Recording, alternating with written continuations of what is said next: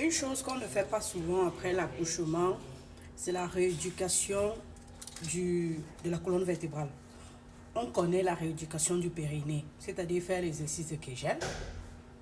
On connaît, mais on ne fait même pas souvent. On préfère prendre les substances, l'ail et tout pour se mettre dans les parties intimes.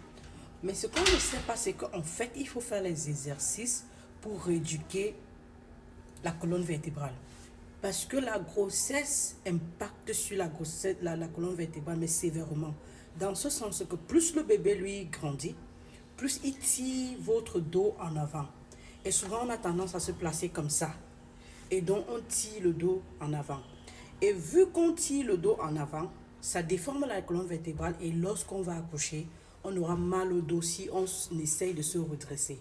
Ceci est encore doublement valable lorsqu'il s'agit d'une grossesse jumellaire. Ça veut dire qu'il y a les deux enfants qui entrent en jeu, ou trois, ou voire même plus, une grossesse multiple. Ceci dit, il y a ces exercices, par exemple, comme j'expliquais encore, se coucher sur le dos, sur une surface solide, aspirer son ventre en arrière pendant quelques minutes, relâcher, recommencer. Lorsque vous le faites, la douleur est immense. Je ne vous dis pas que ce ne sera pas facile, ça sera facile, c'est dur. Mais c'est une façon de redresser la colonne vertébrale. Et c'est suffisant pour baisser le mal de dos ou finir, surtout dans le cas de la dame qui n'est qu'après 4 mois de l'accouchement. Donc ça va forcément faire finir son mal. Naturellement, l'exercice de Kegel en fera partie. Et laissez-moi vous dire que vous n'avez pas besoin d'aller en salle de gymnastique pour le faire. Vous, avec votre bébé, vous le faites à côté de vous. Ou vous utilisez même votre bébé, vous êtes en train de jouer avec votre bébé, mais vous êtes en train de faire vos exercices. Une autre façon aussi, c'est toujours le même exercice dont j'ai parlé, c'est-à-dire aspirer son ventre en arrière. Un peu comme quand on veut prendre une photo, on ne veut pas que son ventre se voit. Mais cette fois-là, vous êtes couché plutôt sur un côté et vous utilisez le thé d'oreiller en avant. Vous aspirez, ça fait tellement mal. Ou alors, vous pouvez le faire avec les jambes en l'air. Vous devez travailler le corps. Ça sont les exercices pour travailler le dos, mais il faut aussi des exercices de relaxation. Des exercices de relaxation parce que durant la grossesse, tu as accumulé beaucoup de tension. Surtout si tu ne marchais pas ou tu ne faisais pas de petits exercices. Il y a des exercices de yoga pour libérer les tensions. À côté de ça, sortir marcher aussi va permettre que tu te portes bien. Au-delà de ça, tu dois boire 3 litres d'eau par jour, de préférence l'eau tiède à 50 degrés. Non seulement ça va te permettre ici d'avoir beaucoup de lait maternel, mais ça va contrôler ta douleur. Je sais que vous pouvez te dire, oh, prends le paracétamol ou l'ibuprofène, mais ce sont juste des soins palliatifs. Ça ne va pas faire finir ton mal. Et comme je l'ai dit, tu as accouché, ça fait seulement 4 mois. Ça veut dire qu'il est encore temps de réparer le mal.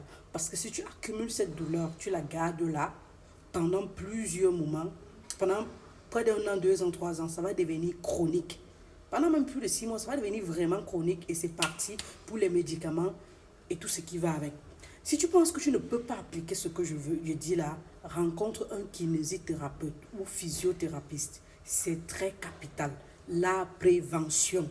Tu es en train de prévenir parce que tu as les jumeaux et tu dois t'occuper d'eux. Et si tu n'es pas en santé, tu ne pourras pas le faire. Et le mal de dos handicape et paralyse bien même. Pendant cette vidéo, j'ai laissé les images pour vous montrer les types d'exercices que vous allez faire. Faites des exercices des abdominaux aussi. Parce qu'en faisant les abdominaux, tu ressens en fait. Quand tu es en train de faire, tu ressens la douleur. Tu ressens que tu as accumulé beaucoup de tension.